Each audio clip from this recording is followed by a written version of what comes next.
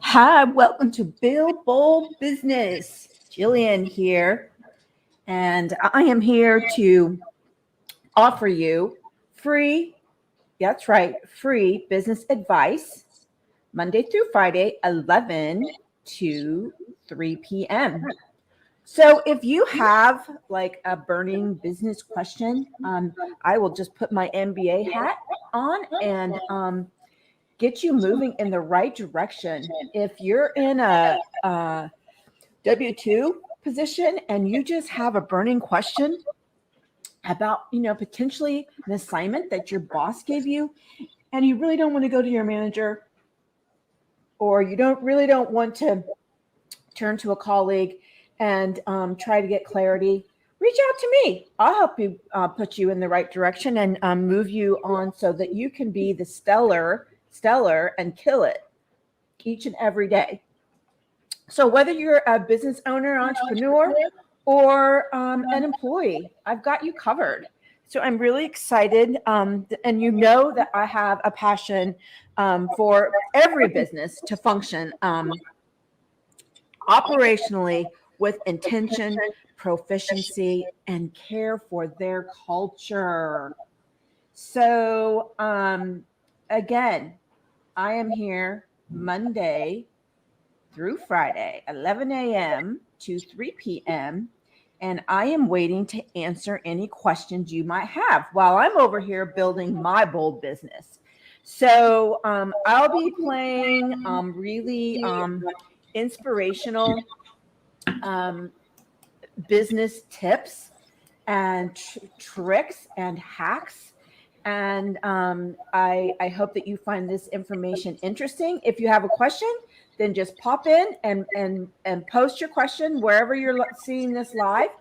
And if it's after hours, go ahead and DM me on Instagram at Live Fiercely Bold, and or shoot me an email at info@buildboldbusiness.com. All right. I hope to see you in the chat today.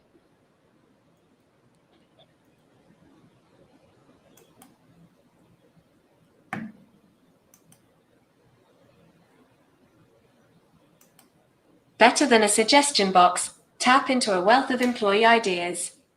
You are surrounded by simple, obvious solutions that can dramatically increase your income, power, influence, and success. The problem is, you just don't see them. Jay Abraham, marketing consultant, to motivate employees, give customers a better buying experience, and increase financial results. An untapped asset. Though perhaps unnoticed, the people around you possess a wealth of experience, talent, insight, and creative ideas that are just waiting for the right opportunity to be shared. Sadly, many useful and innovative thoughts that could improve your company are never expressed. Why? You don't have a business system to tap into the collective intelligence of workers who are intimately involved with your daily operations. This includes the average folks that rarely speak up. Everyone in your organization is potentially a problem solver and an innovator. If you have an idea-rich culture of continuous learning and improvement, your employees are always thinking, how can I do this easier, faster, better, or less expensively? Researcher Alan Robinson says ideas are free, and employees will gladly make improvements as part of their job if the environment you create is right. So what kind of system can you create to harness the knowledge, imagination, and renewable energy of your employees? The outdated suggestion box. Some companies have tried a suggestion box. Employees write ideas or recommendations on a form and put them in a labeled drop box. Managers read the suggestions, sometimes, and implement the ones they think will work. However, suggestion boxes typically aren't very effective. They allow anonymity, leading to frivolous suggestions or mean-spirited remarks. They focus on problems but not necessarily solutions, and solutions offered are not always feasible. Employees often propose more work for other people who are already busy, and thus no action is taken. Finally, this old-style system usually doesn't reward successful implementation and sustained results stemming from the suggestion. There is a better way. Ideas for improvement. Here are some ideas to implement a business system that will solicit real improvement ideas, generate enthusiasm from employees, and save or earn your company thousands of dollars over the coming year. We expect every person to submit many suggestions, often small ones, over the course of a year. It's also a good idea to review the employee's file of suggested improvements during performance evaluations or other interviews. Next, give the system a new name, something that emphasizes solutions instead of merely suggestions. Program. If those sound a little lame, have a brainstorming session or contest to name the system. Let me know what you come up with. The person with a new idea for a solution or improvement completes a brief form, get a sample form in the zone, and hand delivers it to their supervisor or someone who could provide the time and resources needed. Good ideas might help with customer satisfaction, cost savings, productivity, process improvement, revenue generation, and so forth. A brief plan to implement the proposal is also included. The merits of the idea are discussed and an action plan generated. Ideally, the submitter of the new solution should be responsible for its implementation. Ownership increases the likelihood of success. Active participation by the submitter removes one of the major complaints with the old suggestion box. I gave the company a good idea, but they didn't do anything with it. Lack of action kills the motivation of any improvement program. Always thank employees for their time, effort, and feedback. Positive reinforcement will keep the good ideas flowing. Create a reward system for people whose ideas are successfully implemented. Frequent acknowledgement of the many small improvements is more effective than occasional recognition of a few big ones. Consider giving a vacation day, tickets to a sporting event, or a gift card. When others see that good ideas are rewarded and appreciated, they will join in. If appropriate, give financial compensation, partial when the solution is first implemented and the rest over time with proven results. The reward system helps the submitter maintain ownership and a vested interest in assuring that the new solution is understood, accepted, and practiced by everyone. If you want to create a little healthy competition, do something visible like posting a chart that shows the number of ideas submitted by each person, team, or department. Be creative. Recognize winning ideas in your weekly business improvement workshop. Celebrate achievements with perhaps a pizza party. Maintain a simple log of new ideas presented, the person's name, and date implemented. This helps the supervisor know what is going on at a glance and allows for a frequent review of progress. Again, talk it. Never stop improving. Get connected with your knowledgeable, imaginative, inspired, resourceful, eager to contribute employees who are quietly working in their cubicle or on a production line. Capitalize on this great hidden treasure you're already paying for. Every little improvement, hundreds a year, will make your business better and better, until one day, you have a smooth-running, people-pleasing, money-making system. P.S.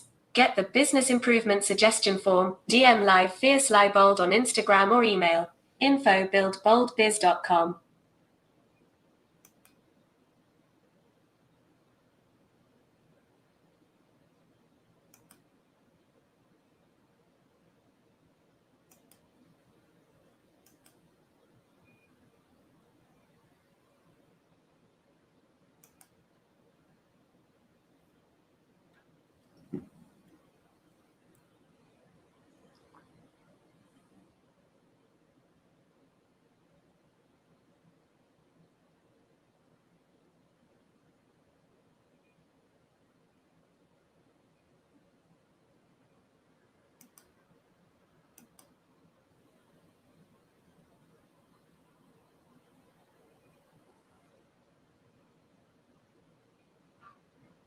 Mastering time management and organizational skills to increase Productivity. There are 4 time management tools and techniques that you should practice to increase productivity and master personal organizational skills. Each of them takes a little time to learn and master, but pays you back in greater efficiency and effectiveness for the rest of your life. Time management tool number 1. Use a time planner. The first time management technique that you can use is a time planning system that contains everything you need to plan your life and improve your organizational skills. A good time planner will contain a master list where you can capture every task, goal, and required action as it comes up. This master list then becomes the core of your time planning system to increase productivity throughout your life.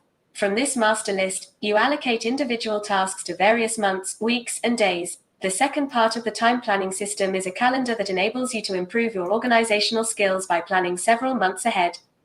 With the right system, you will be able to transfer individual items from your master list to the exact day when you intend to complete them. The next part of your system is a daily list. This daily list is perhaps the single most important planning tool you can have. Some people call it a to-do list. Time management tool number 2. Increase productivity by working from a list. Every effective executive works from a daily list.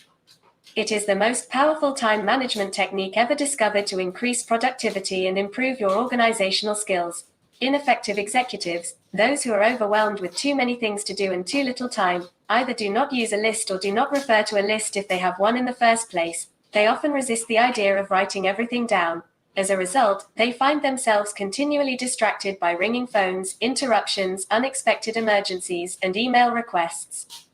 When you create your daily list, you begin by writing down every single task that you intend to complete over the course of the day. The rule is that you will increase productivity by 25% the very first day that you start using a list. This means that you will get 2 extra hours of productive time in an 8-hour day from the simple act of making a list of everything you have to do before you start work. You can bring order out of chaos faster with a list than with any other time management tool. Once you have written up your daily lists and begun work, new tasks and responsibilities will come up. Telephone calls will have to be returned. Correspondence will have to be dealt with. In every case, write it down on the list before you do it. Sometimes a task or demand on your time will seem urgent when it comes up. But something that might distract you from your other work regains its true importance when you write it down. An item that is written down on the list next to all your other tasks and responsibilities often doesn't seem so important after all. Time management tool number 3. Organize your list by priority. Once you have a list for your day's activities, the next step is for you to organize this list in order of priority. Once your list is organized, it becomes a map to guide you from morning to evening in the most effective way to help you increase productivity. This time management guide tells you what you have to do and what is more or less important. You will soon develop the habit of using your list as a blueprint for the day and improve your organizational skills along the way. Refuse to do anything until you have written it down on the list and organized it relative to its value in comparison to the other things you have to do.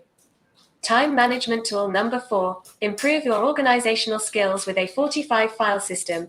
There is a simple method of organizing your time and your schedule for up to 2 years in advance. It is called the 45 file system. This is a tickler file that lets you plan and organize your activities and callbacks for the next 24 months. First, you get a box of 45 files with 14 hanging files to put them in.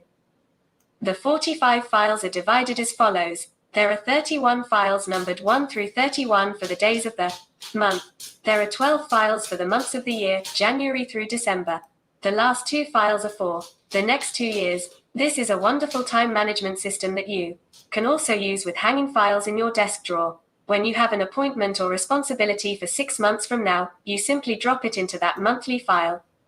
At the beginning of each month, you take out all of your responsibilities for that month and sort them into your daily files, numbered 1 through 31. Each day, you take out the file for that day and that becomes the starting point of your planning. This time management system takes a few minutes to set up. It then assures that you constantly improve your organizational skills and never miss or forget to follow up on a distant call, task, or appointment. Thank you for reading this article on improving your organizational skills with effective time management tools to help you increase productivity throughout your life.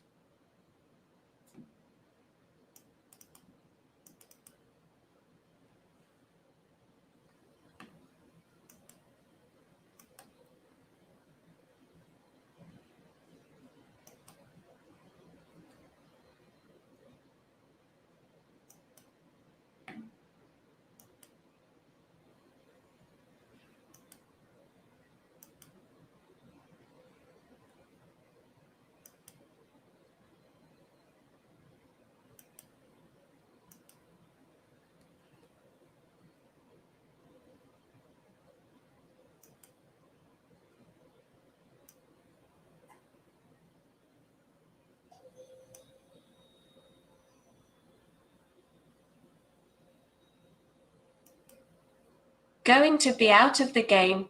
Jack Welch, former CEO of General Electric.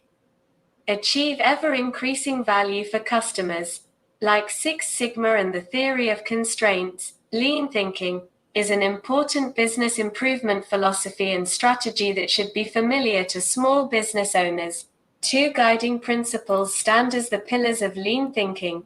First, respect people by creating a culture of learning and growth, high morale, safety, and constant encouragement to challenge the status quo.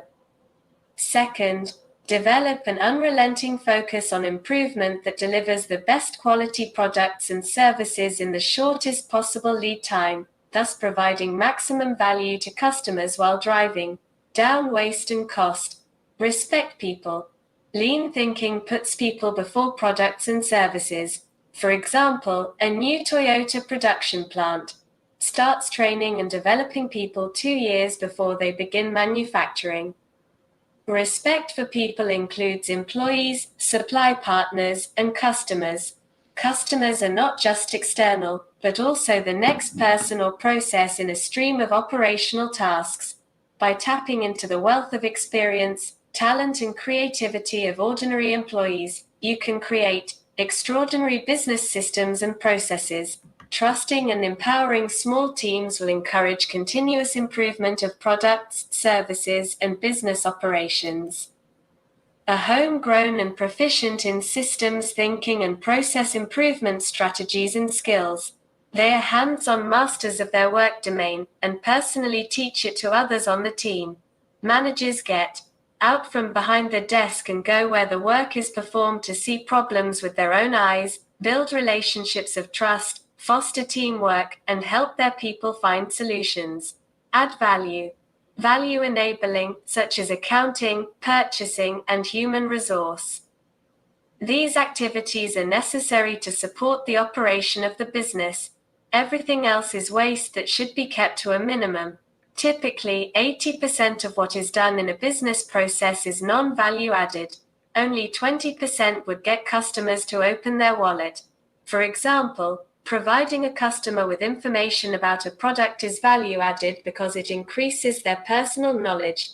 Handling a customer complaint is non-value adding because no one wants to pay for problems. Installing kitchen cabinets is a value-added service. Making a return trip to replace a defective drawer handle is non-value adding. Customers don't want your mistakes to increase their cost, directly or indirectly. Lean is about doing more with less. It is based upon the premise that anywhere work is being done, non-value added waste is being generated that should be minimized or removed. Reduce waste. Value-adding tasks in a process create a value stream. Tasks that do not add value to the customer are considered muda, the Japanese term for waste. They include such things as idle time, downtime, and waiting around, unnecessary handling, motion, movement, transport, walking, or redundancies, incorrect processing that creates defects, fix-it work, inspection, and redoes, overproduction, accumulation of work in process and storage of inventory, setup, repair, checking, counting, reviewing, approving, finding, and so forth. These activities add cost to your product or service. For example, a step to touch up furniture, scratched in a store delivery system should be eliminated by countermeasures that would prevent the scratches in the first place. Taiichi Ono, Toyota executive, describes it this way: all we are doing is looking at the timeline from the moment the customer gives us an order to the point where we collect the cash, and we are reducing the timeline by reducing the non-value adding waste. In a lean company, everyone develops an eye for waste. Continually improve. Kaizen, the Japanese term for continuous improvement, is a mindset and practice that encourage teamwork, standardization, mastery of the process, experimentation to find better ways, comparison to baseline accomplishments, incremental and ever-evolving change, and the ongoing improvement of customer wants and will pay for. Developing people and partners also adds value. Treat partners and suppliers as an extension of your business. Help them grow, develop, and improve. Build stable and trusting relationships. Continuously solving root problems drives organizational learning. Errors are opportunities for improvement. Problem solving is 20% tools and 80% thinking. Learn by doing is most important. Training is second, 80% hands-on, 20% classroom. The best method is training followed by immediate doing, or doing followed by immediate training. Create small teams, 5 to 6 people, and let them challenge themselves and the status quo to evolve their own practices and improvements. Make decisions slowly. Seek ideas and consensus from all of those affected. Implement decisions rapidly but with caution. Design business systems and processes to achieve a continuous flow. Increase productivity and quality by avoiding big batches and stop-start handoffs. Do not let material, parts, and products wait in line. Standardize tasks. Use proven, repeatable methods everywhere to maintain the predictability, regular timing, and output of your processes. Allow creative and individual expression to improve on the standard. Level the workload, making it even and steady. Synchronize the pace of the process with customer demand and on-hand inventory. Work like the tortoise, not the hare. Let a process pull work from a previous process, not have work pushed upon it, overfeeding. The amount they want. Process is performing at a glance. Build into your culture the philosophy of stopping or slowing down a process to get quality right the first.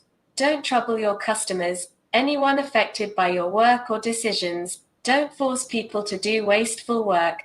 Don't give them defects. Don't make them wait. Don't overburden them. Don't pass along problems. Keep work in process to a minimum. Only build inventory to meet customer demand. Inventory hides problems. Use technology to support, not replace people. Focus on process and people first, then add information, technology to support them. Use low-cost reliable alternatives to expensive new technology. Test technology thoroughly before implementing. Allow customers to pull products, or in other words, do the non-value added tasks themselves. For example, customers can complete their own online order form or pump their own gas. Managers should go observe work where it is performed to understand problems and verify data, Genchi Genbutsu, rather than theorizing or just working from reports. Practice the simple and widely used 5 Whys Kaizen tool to develop problem solving and root cause analysis skills. The challenge of lean. Lean thinking must be practiced every day in a consistent manner to align each business system and process with the needs and goals of the organization. It is a common sense and practical approach to problem solving that is accessible and easily learned by workers at your weekly business improvement workshops. Lean thinking is a strategy that can be used at any level of the organization and applied to any process or work area. It delivers rapid, measurable results. Cartoon source, lean.org. The essence of lean thinking is to constantly challenge the status quo. Ask, why are we doing this? And why are we doing it this way? Repeat the cycle of continuous improvement. As you increase quality and speed, you will lower costs and provide greater value to customers. You will also become a culture of excellence.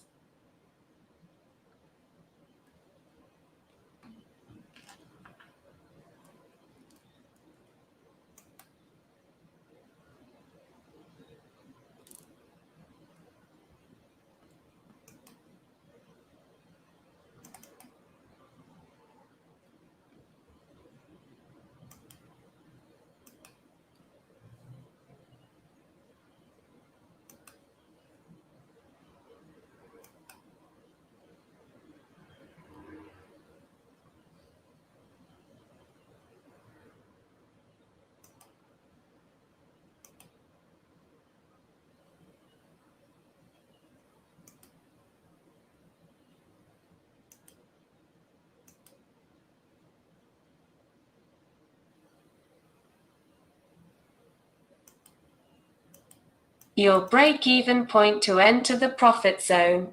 Do you know how much profit you make each month, and when you make it? Do you realize that you may not make a profit on every product or service you sell? Here is the break-even 101. Your business has fixed costs that you have to pay every month whether you make a sale or not. For example, your overhead would include rent, utilities, administrative payroll, etc. The goal is as you sell your products or services, you have revenue from each sale to cover those fixed costs. There always should be a time in the month where you have sold enough to pay all the business expenses, fixed or variable. This is the famous break-even point. You have earned zero profit. Your money has gone to pay the fixed costs and the costs that went directly into the products or services you sold. This would be inventory, materials, labor, shipping, etc. These are variable costs because they can tie back to every sale. When total revenue, total cost.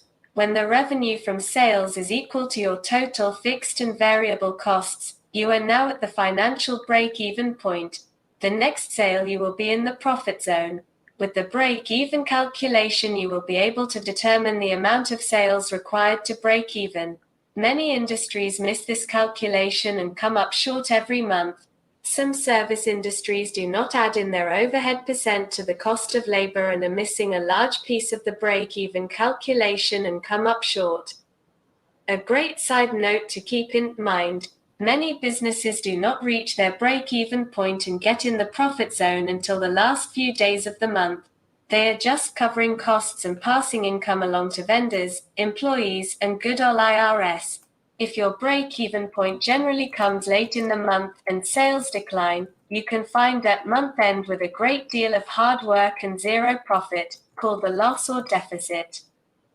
Given the scenario above, a better strategy would be garner more sales, revenue, early in the month to achieve the break-even point as early in the month as possible. The quicker you achieve your business break-even point, the sooner you arrive in the profit zone and profit begins to accumulate for the remaining days of the month. The number of days left in the month after reaching your break-even point is your margin of safety. The more the better. Increase your sales. Each of the above strategy points give the business owner a chance to analyze various parts of their business. Gross margin percent expense, rev percent pricing strategy labor, rev percent which describes your business. We work with businesses that reach break even near the end of the month and have worked so hard, as well as long hours and wonder where the profit is. We also see businesses that come to us because unfortunately they frequently fall short of their break-even point. They can sustain this for a few cycles with large inventories, well-negotiated terms on products, a line of credit, or the worst scenario, increasing credit card debt. This will all catch up quickly. Do you know what your break-even point is at what time during the month you begin to make a profit? A systems thinker knows the answer to this question. Check out the links below to learn how to calculate your break-even point.